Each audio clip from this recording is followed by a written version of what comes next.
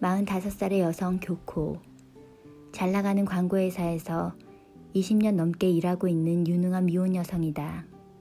시원시원한 일처리로 사내에서도 능력을 인정받아 매년 승진과 월급 인상 등의 보석 같은 대우를 받고 있지만 너무 바쁜 나머지 월급을 쓸 틈도 자신을 돌아볼 시간도 없이 다람쥐 쳇바퀴 돌듯 일 잘하는 여자로만 살아가고 있다.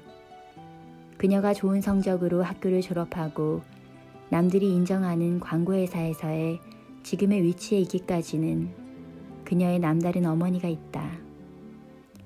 그녀의 어머니는 평생을 자신의 행복보다는 타인에게 어떻게 비춰지는지가 너무나도 중요한 사람이다. 어린 시절부터 오빠와 교코를 남들이 부러워할 만한 사립학교에 보내야만 했고 형편에 맞지 않지만 무리한 대출을 받아서라도 화려하고 번듯한 집에 살아야 했기에 교코의 아버지는 집 대출금을 갚기 위해 평생을 뼈 빠지게 일하셔야만 했다. 평일은 물론이고 쉬는 날에도 대학 동창회 회사에서 아르바이트까지 해가며 어떻게 해서든 대출금을 빨리 갚으라는 엄마의 닥달에 묵묵히 일만 하시는 그런 아버지의 모습이 교코는 늘 안쓰러웠다. 그러던 어느 날 평생을 일만 하시던 아버지가 55세의 나이에 갑작스러운 죽음을 맞이하게 된다. 주택 대출을 갚느라 몸이 부서져라 일만 하다가 갑자기 돌아가신 아버지를 보고 교코는 삶에 대해 다시 생각해 보게 된다. 그리고 자신의 현재를 진지하게 마주한다. 지금까지 누구보다 열심히 치열하게 일하며 살아왔다. 그런데 나는 무엇을 위해 이렇게 살아왔을까? 또 무엇을 위해 현재를 살아가고 있나? 이렇게 사는 게 정답인가? 그리고는 이건 자기가 생각한 삶이 아니었다는 걸 깨닫게 된다. 좋은 학력, 화려한 광고회사, 고액 연봉, 직위. 사회적 틀에는 누가 보기에도 잘 맞추어져 있지만 이건 자기가 계획하고 꿈꿔온 삶이 아니었다는 것을 자신도 의식하지 못한 채 누군가에게 인정받기 위한 삶을 살고 있었고 그렇게 사는 것에 이미 오래전부터 지쳐 있었던 것이다. 이렇게 아무런 만족도 없이 일만 하다가 죽게 되는 것이 아닌가 하는 허무함이 밀려왔다. 또 남의식이라는 거칠애에 갇혀 어느 하나 만족이라는 것을 모른 채 허황된 욕심만이 가득한 어머니를 더 이상은 견디기 힘들다는 생각이 들었다. 아버지에 대한 깊은 연민, 어머니에 대한 반항적 마음 또한 더해져 교코는 집에서의 독립과 동시에 퇴사를 결심하게 된다. 일단 그동안의 목적도 의미도 없었던 치열했던 삶을 내려놓고 싶었다. 그리고는 아무것도 하지 않아도 되는 생활을 계획한다. 일을 하지 않고 살려면 얼마나의 돈이 필요할까?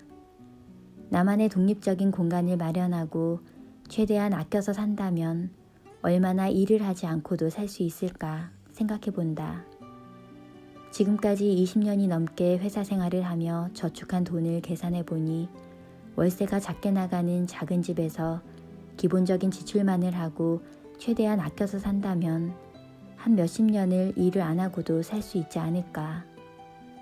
오랜 고민 끝에 작은 집에서 적은 물건들만 가지고 최소한의 생활비만을 쓰며 자신이 모은 저금만으로 생활을 계획하는 저금 생활자가 되기로 결심한다. 그리고 도쿄에서 가장 월세가 싼 집을 찾아 이사를 한다. 그곳은 연꽃 빌라. 연꽃은 없는 지은 지 40년이 된 아주 오래된 낡고 허름한 3평짜리 빌라이다. 월세 30만 원, 월 생활비 100만 원의 생활을 계획한 허름한 연꽃 빌라에서의 생활은 생각보다 험난하다. 최소한의 것만, 가장 기본적인 것만을 가지고 사는 생활은 생각만큼 낭만적이지도 여유롭지도 않은 현실이었다. 샤워실과 화장실을 공동으로 사용해야 하는 불편함은 기본, 봄에는 그나마 살만했다 치더라도 한여름의 어마한 무더위, 여름 장마가 지속되면서 지독한 습기로 뒤덮인 곰팡이, 득실거리는 모기떼, 겨울에는 뼛속까지 차오르는 추위에 떨며 예상치 못한 상황에 당황하고 혼란에 쌓이기도 한다. 호화로운 집과 가족을 뒤로한 채 자신의 의지로 선택한 환경에서 마주하는 서글픈 현실에 많은 갈등과 난관에 부딪히지만 교코는 차츰 그 생활에도 적응해 나간다. 할 일이 전혀 없는 무료한 일상이 낯설어 무의식 중에 할 일을 열심히 찾다가도 이제 그러지 않아도 된다는 사실을, 그러지 않기 위해 이 연꽃 빌라에서의 생활을 선택했음을 깨닫고 그동안 미처 느껴보지 못한 사소한 일상을 즐기게 된다. 연꽃 빌라에 살고부터 이제까지 느끼지 못했던 새소리와 플레음을 알게 되었고, 밝게 비추는 햇살이 반가워 창문을 활짝 열고 콧노래를 불러가며 구석구석 청소하는 시간이 행복했으며, 슬리퍼를 신고 여유롭게 동네를 빙빙 걷기만 하는 시간 또한 즐거웠다. 기계적으로 공부하고 일하며 느끼지 못했던 아주 작은 것에서 느껴지는 기쁨의 순간들이 정신적인 해독의 시간이라 여겨졌다.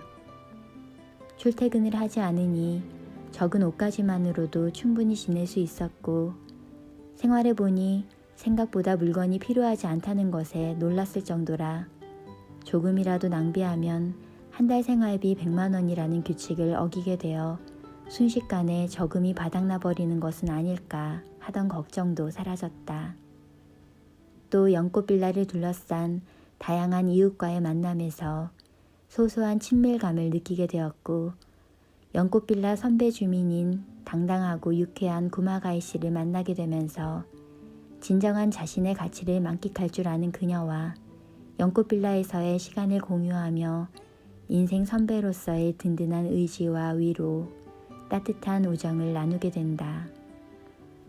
교코는 이전까지의 자신을 청산하고 전혀 다른 제2의 인생을 연꽃 빌라에서 참 담담하게 이어나간다. 자신이 편안하게 누려왔던 것들이 사라진 삶은 생각보다 견딜만 했고, 오직 자신의 공간, 쉼이라는 점에서 꽤 만족스러웠다. 교코가 언제까지 연꽃 빌라에서 살지는 알 수 없다. 하지만 교코가 있는 그곳이 어디든 간에 진흙 속에 피어나면서도 그 고귀함을 잃지 않는 연꽃처럼 그녀가 머무는 곳이 여전히 연꽃 빌라였으면 좋겠다는 생각을 해본다.